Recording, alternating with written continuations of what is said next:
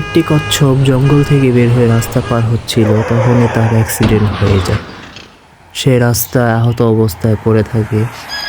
একটি খরগোশ তা দেখে দৌড়ে আসে, তারপর কচ্ছপটিকে আদর করে এবং তার সাথে পিঠে করে নিয়ে যায়।